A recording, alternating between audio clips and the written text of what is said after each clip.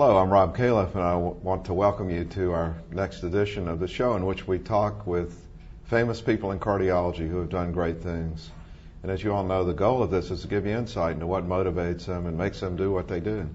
I'm really lucky today to have Bill O'Neill joining me, an old friend. We've been through many things together, so it's going to be hard to keep this one to the allotted time, but we'll do our best. Bill, welcome. Thank you very much, Rob. It's great to see you again.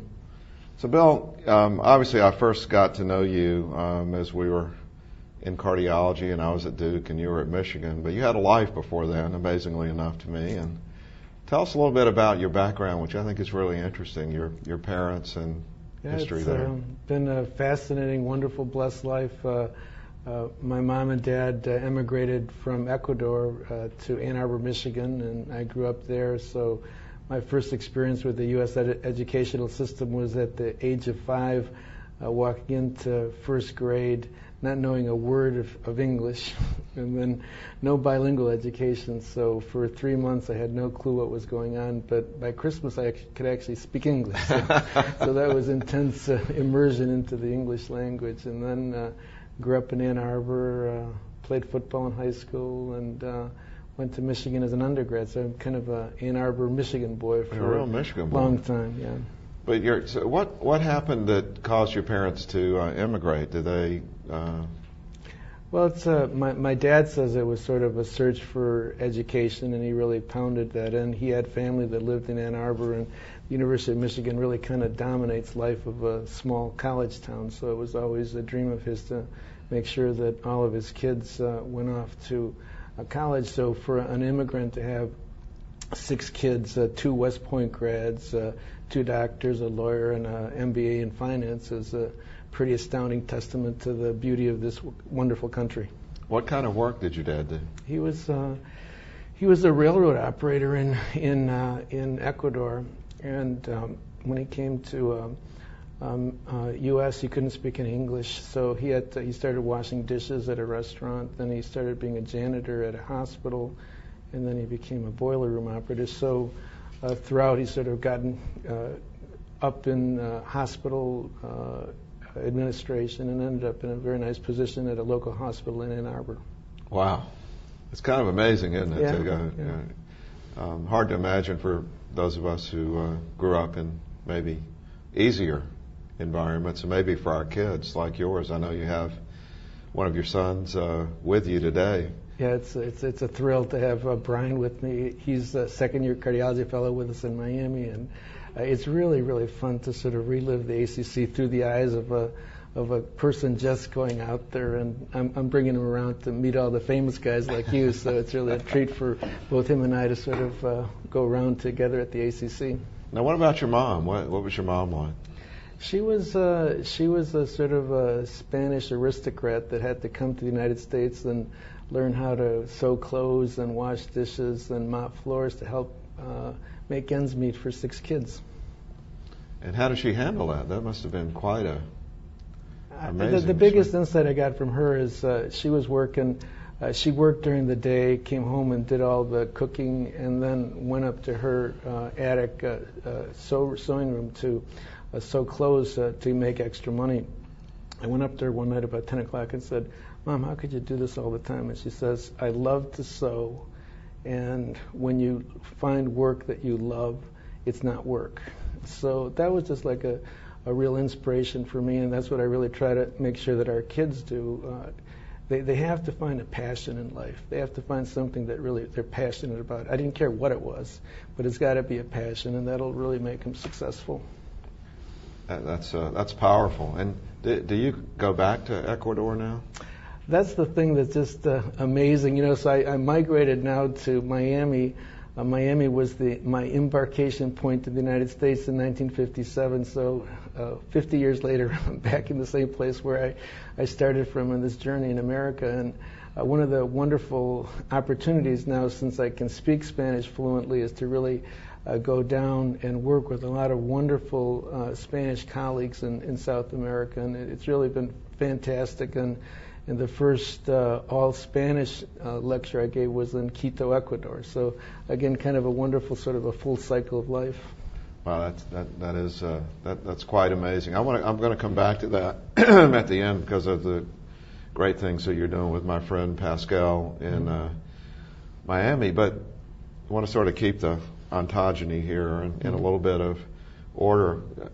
Obviously, it must have been tough at age 5 to not speak English and show up in that class. But what about for the rest of sort of elementary, junior high? Did you begin to fit right in and didn't feel any different, or? No, I felt kind of dumb for the first 3 years because it took a while to catch up, really. But then by third grade, you know how they put you in different subgroups, and then I was in the lowest subgroup, and I was bored to stiff, and then I kept bugging the teacher, and they'd move me up, and so I finally got up, and by about 5th grade, I thought I'd caught up, and then after that, it was then school became fun.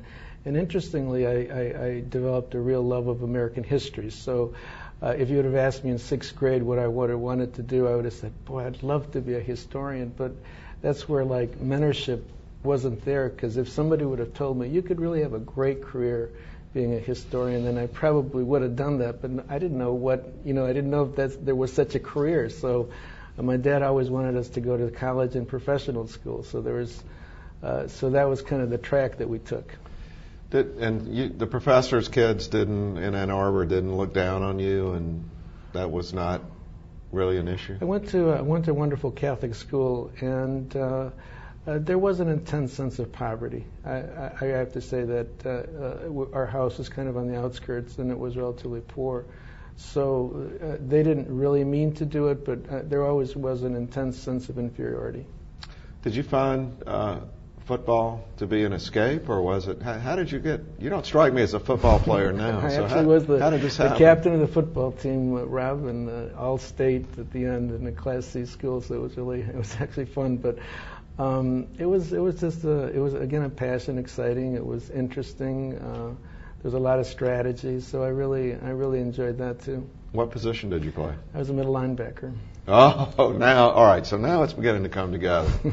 So you were sort of feeling, you grew up in a tough environment, but with loving parents who set a great example for you. So it was sort of stimulative and inspirational. Yep.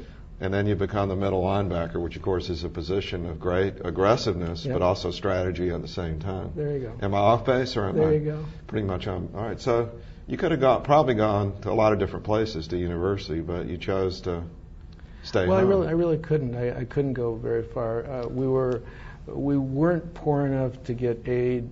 We were kind of in the middle class. We were definitely not rich enough to go anywhere. So I got accepted to Michigan and Notre Dame, and I wanted to go to Notre Dame, but there was no way that I could go without accepting a scholarship. And the only scholarship I could get was a ROTC scholarship, because I couldn't get the other aid ones. And so this is 1969, and I could have gone there on an ROTC scholarship, which I would have wound up in 1972 as a second lieutenant going to Vietnam. So I decided not to do that, and I stayed at Michigan and lived at home to sort of get through school. And as a football player, you must have had your choice of the girls in high school. And my wife is going to be watching this, so I'll just say "mum's" the word. Well, I know Carol quite well, as you know, and she knows you well too. So, yep. But living at home in college, that must have been quite different. Well, it was also sort of a sense of being out of place, because Ann Arbor, Michigan, in the late '60s was anti-war, free love, lots of drugs, and I didn't want that. I knew I wanted a career. I knew that in order to get out of poverty, I needed an education. And so it was strange to sort of walk to the only sort of island of serenity at the University of Michigan was in the biology area and in the chemistry area, because both of those kind of were, people were trying to go to school. But then if you go to anthropology or all the other liberal arts, it was just an amazing zoo. So it was a very strange kind of out of place environment to be in undergrad. Now, did you overlap with Steve Nissen, who was Steve was there around the time, but I never knew him. It's a big different place. Circles, yeah. Were there any professors at University of Michigan that had a big influence on you? No, it was a farm. It was a farm. It was like 700 kids in the auditorium, I had a really good professor of English in second year, but there were really no mentors there. I can't really think of anybody at Michigan that impacted me in undergrad. So how did you decide to go to medical school? 1972, Arab oil embargo. Nobody's buying cars. Unemployment rate in Flint is 40%. No jobs, and it's like, okay, I've got to get a career. And then from then on, I thought, well, and my dad was working in a hospital, so that kind of became interesting, and I like biology, and I like science, and so I thought, okay, this looks like a good deal. So I decided to go to med school, and never looked back. I mean, healthcare has been absolutely the most wonderful field that I could have ever gotten into. So you stayed right there at home? Yeah. I went to Wayne State, but the undergrad, that was kind of a fun part too, because my first experience with healthcare actually was as a dishwasher at a hospital, and then I became an orderly, and then I became a nurse's aide, and then I became a burn care technician working in the burn unit. And then I actually went to cardiology floor to work as a nurse's aide, and that's where I met my wife, who was the charge nurse. Charge nurse, So she's been we actually have a lot in common, as you know, but I spent a whole year as an orderly after college, and although I met Lydia in high school, she was a CCU nurse as I went to medical school. So you and Carol... Yep, they were both CCU nurses, so there's a lot of commonality. Yeah. But she was a charge nurse. You were just a orderly or technician, right? That's it. She was my boss. But she was still willing to entertain that you were okay. Yeah, I guess so. It's interesting. So medical school then at Wayne State, and you did fall under the influence of some mentors there. Yeah, well, Arnie Weisler was the chief of cardiology, and he was really a giant at that time, and I got to know him not as in med school, but then later on when I came back and did residency there. And that's actually where I got to know Richard Stack. So Richard Stack was a year ahead of me at Wayne State, and he was...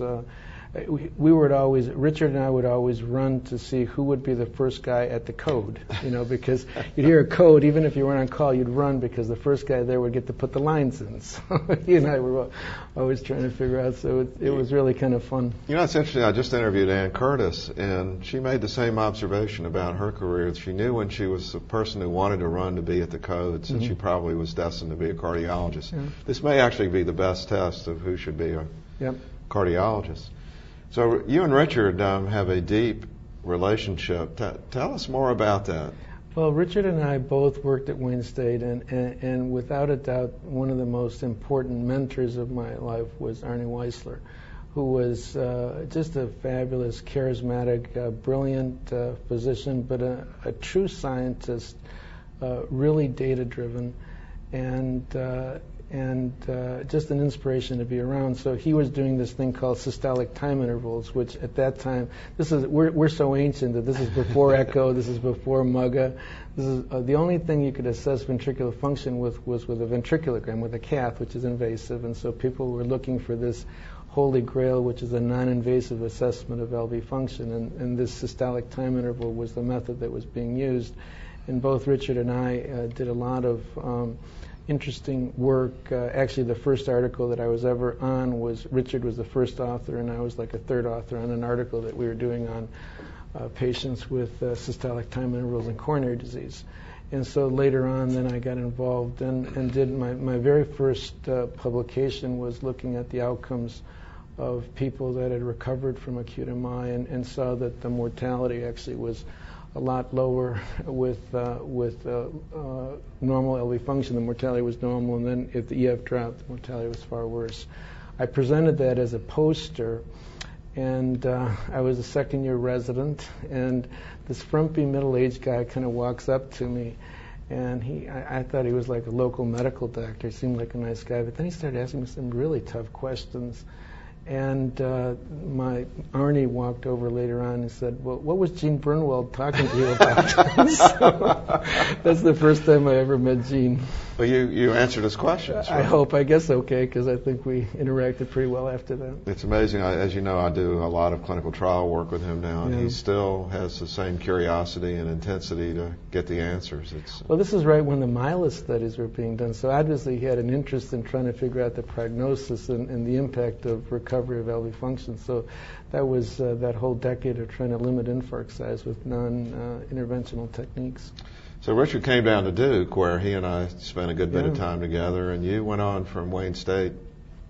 I went to Michigan, and then I did undergrad, and then not undergrad, but fellowship, and then stayed on in the faculty there. So that's where our triads intersect again, because actually, this is an interesting story. When I became the director of the cardiac cath lab at the University of Michigan, and I wanted to recruit some new faculty, so I really wanted to get Dean Kiriakis. And Dean had just graduated from Myler's program in San Francisco. And I had him like this close, I think. But his wife wanted to go to Cincinnati, so they decided. So then we parted as friends, and we've known Dean for almost 30 years now. But he told me, I'd love your program. I think you're going to do fantastic. But I got this friend a year behind me who would really fit in well here. And so then his name was Eric Topol. So I recruited Eric, and Eric was my first recruit at Michigan. So I didn't know that Dean actually had recommended Eric. That is interesting for a lot of reasons. As you know, Dean and I were in the same group at UCSF, and his wife, Ann, who's a lot smarter than Dean, was a CCU nurse at UCSF, and they have a wonderful life together with great kids. Yeah. And Dean, of course, has done quite well in Cincinnati. Yeah, he stayed. It's just amazing. So then we end up with Richard and I down at Duke, and you and Eric at Michigan, and coronary reperfusion hits the streets. Yeah. What's your recollection? When was the first time you realized this was going to be big? I did the very first case, and again, so much of this is serendipity. I was a CCU fellow in May of 1980, and we had just put together our first streptokinase protocol. And so protocol's ready, waiting for the first case, and I got called to the ER because a 39-year-old guy had just arrested, had been shocked, come around, he had big-time ST elevation in the inferior leads. And so, okay, this is perfect. Consenting, so I consented. He was Arabic, so I consented his wife. And so this new protocol, and they decided to go ahead with it. And we put a cath in the right coronary and shot the dye, and there's just this sort of plug of dye there. And then we started. And this is before the randomization, so it was the first one unblinded, or blind. Yeah, it was unblinded. So it was streptokinase. And then about 40 minutes into the infusion, the ST started to come down on the monitor. He actually developed VTAC, had to shock him, and then we did an angiogram, and the artery was open. And it was like, everybody in the room was just amazed. And I think that's right from the beginning. It's such a visual thing to sort of be able to tell immediately that your therapy is working, and then watch the sequelae. So I was involved as the fellow with the randomized trial that we did with streptokinase versus placebo, and I followed all the patients in the CCU, and it was just, to me, it was striking. I mean, although we obviously were unblinded, but the patients that reperfused did much better. They had a much less complicated clinical course, and I thought that was really, from then on, I was a believer. It's hard to describe to interns and residents now what it was like before reperfusion. Oh man, it was miserable, Rob. It was absolutely. You'd see these young people that would come in with these massive infarcts, and you couldn't do anything. I mean, you gave them morphine, you hoped, and then you'd see these people dwindle, and then maybe you'd put a balloon pump in, and the balloon pump would stay forever, and they die. Or the thing that the residents don't see is we totally changed the natural history of the disease. We used to have a lot of papillary muscle rupture. I mean, we used to have a lot of cardiac rupture. I mean, you see that, one every 6 months. I mean, the patient would be sitting there in front of you talking, and the next minute they were blue and dead. And you knew what happened. There's nothing you could do. So all of those kind of secondary complications that we used to take care of are basically eliminated. So your chief of cardiology was Bert Pitt, right? Yes. And he was a real caring person, wasn't he? He was a wonderful guy, really, just a delightful person. Again, just an enormous influence in my career because he had all sorts of great ideas. But probably the most important thing is they kind of let me drive my passion. He knew that I was interested in this. He saw that it had an enormous amount of promise, and he gave me kind of a lot of latitude to pursue some of the crazy stuff that we were doing. When I told him the very first patient that we treated with cardiogenic shock, I mean, this is okay. So take this. 3 months after we start our angioplasty trial, I get a call from the CCU resident. There's a guy in the ER with an inferior infarct. And I say, okay, sounds good. Let's take him in the cath lab. So then the interventional fellow comes in and he says, there's a guy in the ER with an anterior infarct. I said, what? I mean, come on, you guys. Can't you read a frickin' EKG? And he was waxing and waning. So what it was a circumflex occlusion that was collateralizing an LAD. And he was in shock. So he's in the cath lab. He's got a blood pressure of 50. He's blue. He's cyanotic.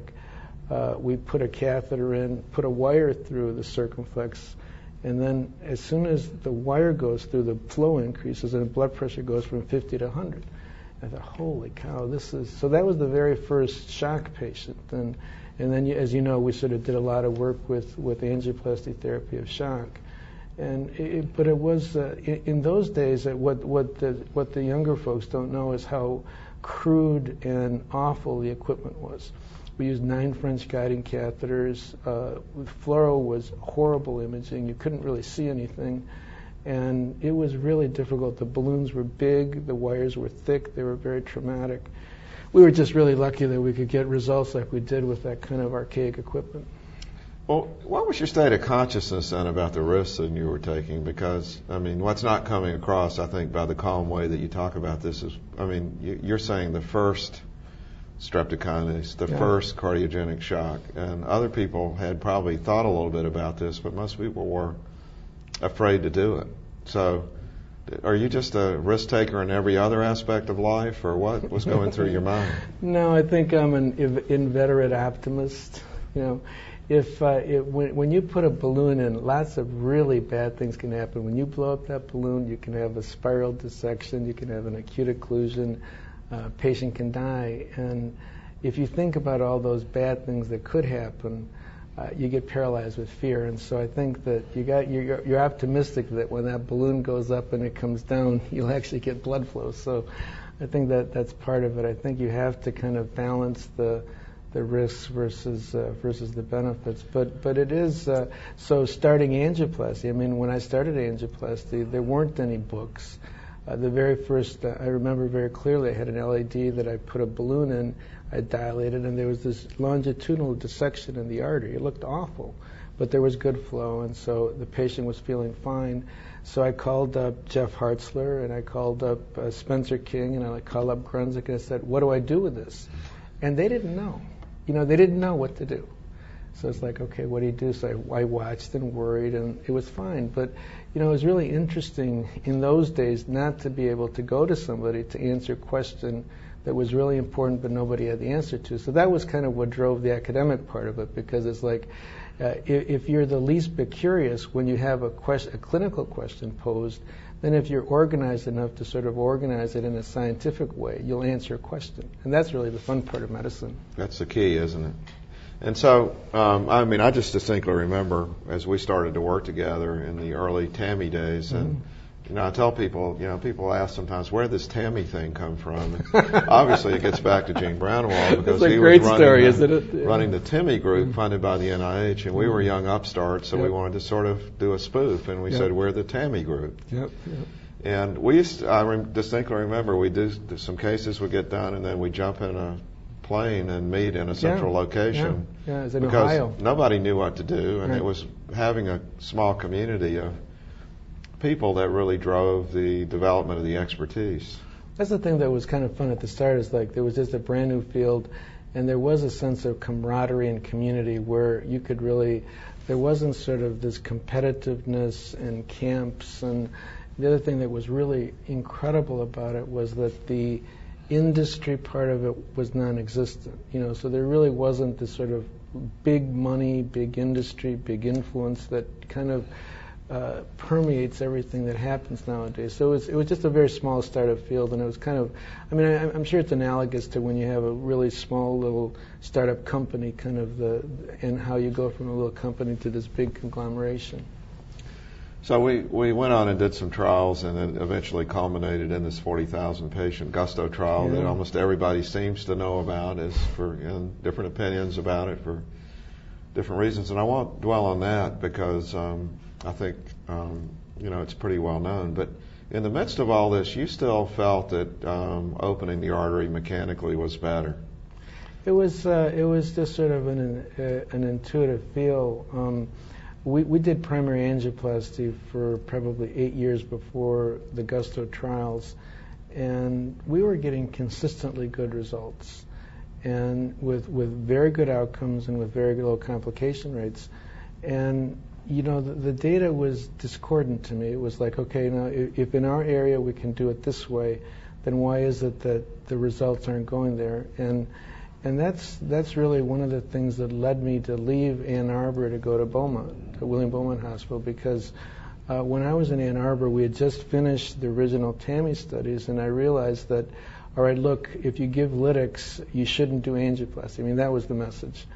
And so I still wanted to do research in primary angioplasty, so I wanted to go to a hospital that had a lot of heart attacks. And in northern Detroit, in those suburbs, that was MI Central. I mean, they were getting 7 MIs a week there.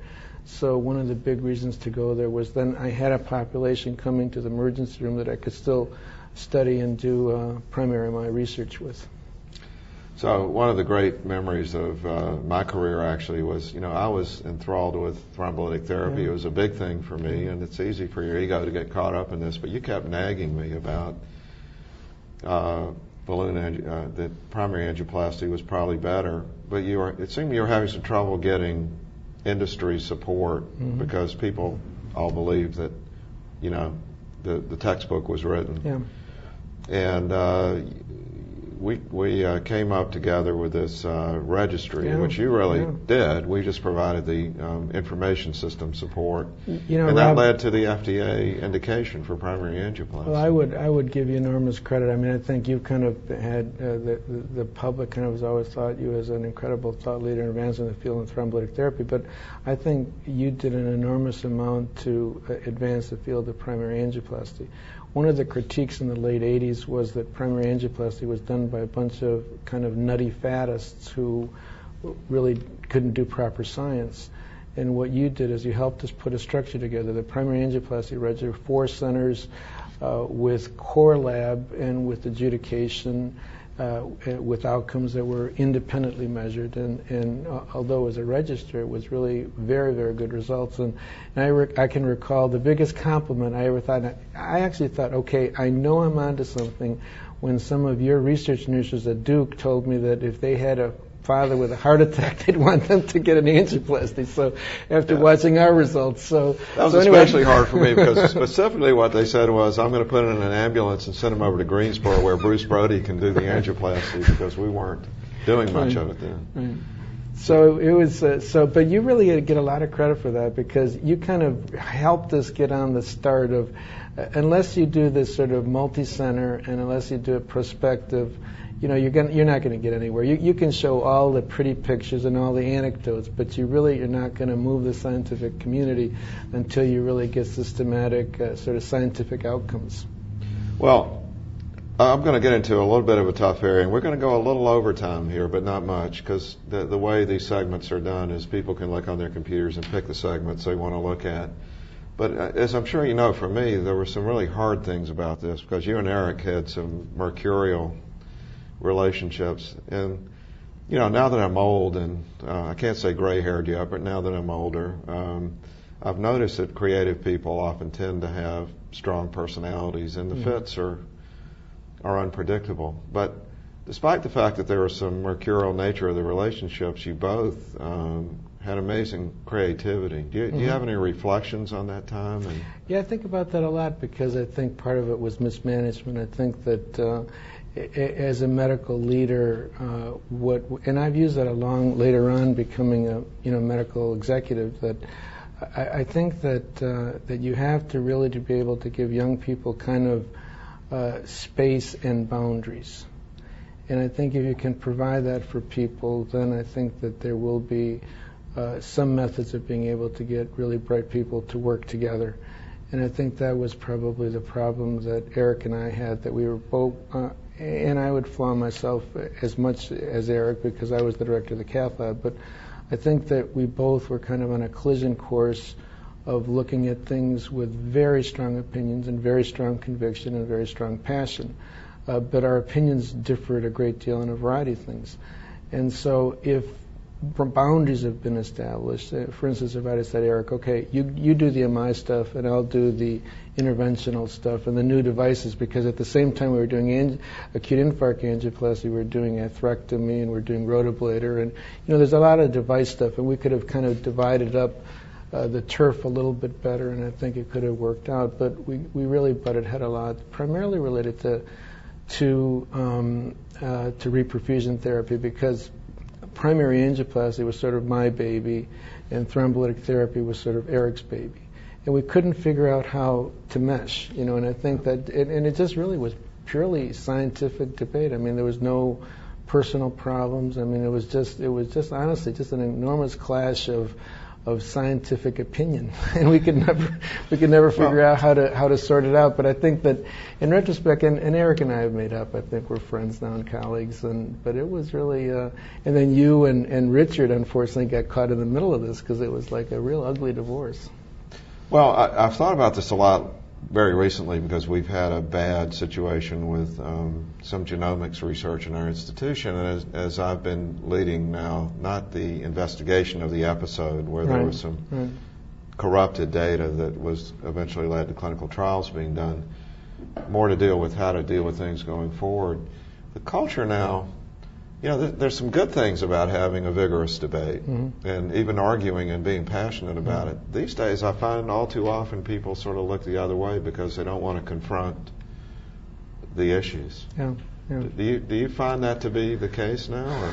Well, there's how would I put this best? I think that you have to really be able to harness egos in ways that are productive for the organization. I think that's really the best way that I would describe it. You want people that are driven, that are passionate, that are egotistical, because that's how you really advance the field. Somebody that just sits around and just waits isn't going to get anywhere. So those are the drivers, but it has to be harnessed in a way that's cohesive for the organization. I think, and that's where the medical executives, that's where us gray hairs now come in to try to figure out how. And part of it is kind of the wisdom of experience, but. I've always been the thing that for the residents, the one message I'd love to give them is that I think what you really want to do is a passionate search for truth. And what I've told them is, okay, you got an interesting idea, let's look at the data, and you may have a positive result or not. It doesn't matter. It's like, what is the result? It's not whether it's positive or negative, but make sure it's accurate. Because what you want to do is you have a piece of the puzzle and somebody else is going to have another piece of the puzzle and somebody else. And if you all get the right piece, then the picture will evolve, But if your piece of the puzzle is wrong, then nobody's going to be able to prove it. And there'll be three others that are going to say, no, you're wrong. So I think you got to get it right. And that's the obligation. So the temptation, to fudge is there all the time. And in the short term, that might give you an interesting article, but it doesn't advance the science. Yeah, well, I've been sometimes critical of your field of interventional cardiology because the ego is so wrapped up in the device. And I think there's been a lot of fudging, not with the intention of doing harm, but it's hard to be objective. And I give you credit for, over time, building systems that don't lose the passion, but also have independent evaluation, which I think is key. I wish we had more time, but I want to fast forward because there are a few other things I want to get to. You built an amazing program at Beaumont, and without having time to go into all the details, maybe you should just give us a sort of a summary of the lessons you learned from building that program. I think that you need to have an organization that's in line with your goals, and you really need it from the top down. I think that you can't sort of do a bottom-up stuff. If the leaders don't at least give you some latitude, then you're not going to get to where you want to go. But I had the fortune of working with a wonderful chief medical officer, Fred Arcari, who I told him I want to build a heart center. Well, he didn't know what that meant, but okay, that sounds interesting. Tell me more about it. Let's do it.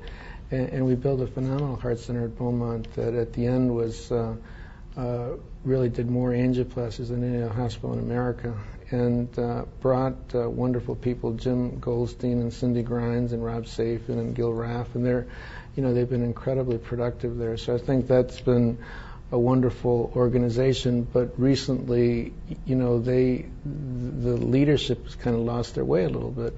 And so now they're having some travail. So I think that you have to have it organizationally aligned, and that's what we're trying to do at Miami now. So fast forward now, we're building this fantastic group down in Miami, and it's really an amazing adventure. So you're executive vice dean, and your immediate boss, I guess, is my friend Pascal Goldschmidt, who spent considerable time at Duke, and we had a great relationship and many discussions late at night, early in the morning, you name it. And he's a dreamer, obviously. He's always thinking about what could possibly be done. It's almost like you describe the way you think about the cath lab, as you got to imagine everything's going to turn out okay. Right. That's the way he is about academic medical centers. So tell us about your role in working with a dreamer to implement things. Well, I started, again, I've known about medical executives and organizations, being in them for a long time, so I wanted to make sure that the board of trustees at the University of Miami, the president, Donna Shalala, who's also amazing, and the dean were kind of aligned. And since I'm directly reporting to Pascal and he wanted me to run the clinical operations, I wanted to make sure that philosophically we were in sync. And so the decision to really kind of create a new academic medical center in a large health system in South Florida that wasn't existing before was a wonderful dream, but they all were aligned to it. And also we wanted to be able to go down to South America and kind of become the academic linchpin. As you know, in the United States, it's been an east-west sort of academic relationship with strong links to Europe, with very little link to South America. And we're going to change that. We're going to really establish enormous academic and research collaborations in South America. Well, let's cover just a couple of those things. And maybe over a beer we could talk about a lot of things here that you brought up that I wish we had time to go into in detail. But you're also working with an old friend, Bill Donlan, who was a guy that really ran the administration at Duke for a long time, and then went to Florida. Florida always seemed to me like, particularly South Florida, a tough place to do integrated care because there's a lot of entrepreneurial behavior, I'll just call it, among the physicians. It's unique, and there's a lot of graft and corruption, so I'll sort of call a spade a spade. It's a very I didn't want to say that, but I'm glad you did. It's a very strange place, Rob. It's a very strange place. And the graft and corruption actually isn't with doctors as much as with other healthcare providers, a lot of home healthcare providers, a lot of Cuban immigrants that, it just is an amazingly strange environment. But we're trying to, create an academic health system, and I think that we're really, really succeeding now. Do you find going from running a heart center to running an enterprise to be difficult, or how would you compare dealing with cardiologists and dealing with the broad swath of people you have to deal with now? The biggest difference is that when I moved to Miami, Carol said, look, you can be the Dean of Clinical Affairs or you can be a nationally known cardiologist, but you can't do both, which unfortunately was the truth. And so the biggest thing is I've had to really pull back from cardiology, and I miss that a lot. I still am involved with the percutaneous valve program, but I think that in my heart right now, my passion still is a cardiologist. But the job is so much bigger and it's very interesting. So the scale is different, but I think it's still all about really finding the right people, really getting good people and getting a good team together. And that's what Pascal has done, because with Bill Donlan, he and I brought Lady Michelle Chulik from Beaumont with us. And with that team, we've really been able to have a lot of fun and kind of move the organization to where we want it to be. We really aim University of Miami to be one of the leading health systems in the country. I mean, we're not going to give Duke or Rumford's money yet, but those are the aspirational dreams. You certainly recruited a lot of people from Duke. In fact, we used to joke that the Admirals Club in Raleigh-Durham was actually Pascal's main office, where he would meet recruiting lounge. People recruiting. Well, just two more things I want to cover, but they're not trivial, either one. You mentioned Carol giving you advice. I mean, my observation is that she's been the anchor that's enabled you to take the risks that you've taken in your career. Imagine 32-year-old, probably a little older, 37-year-old father of 4 kids. She's at home with them, and I'm out either doing infarct angioplasty or traipsing around the world giving lectures. I mean, that was just really, really tough. So she held the anchor. And my kids are like the joy of our life. I mean, Brian is a cardiology fellow. My daughter Katie is a OBGYN chief medical resident at Barnes, and my daughter Julie's finishing law school and going to go to a big firm in New York, and my daughter Molly is a financial analyst. All incredibly successful kids, and that's her doing. So that's I totally owe it to her.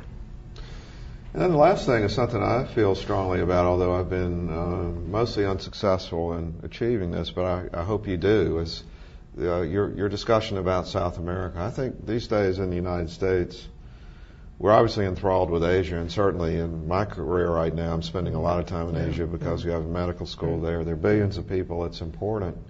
But our neighbors to the south are critical, and it's a lot of people with a lot yet to achieve. So how are you going to pull this off? Because, you mentioned graft and corruption, and I think like a lot of areas of the world, as things, for whatever happened, that part of the world has had a lot of difficulty with people getting free and having things work, but it seems like it's on the move now. Yeah. And we ought to be cognizant of that and helping things move along. My dad used to call English el idioma del diablo, which means the devil's language.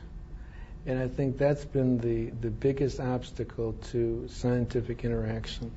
And it's stymied Latins. It's very difficult for Latins to really learn, speak, and write English, write in terms of scientific articles.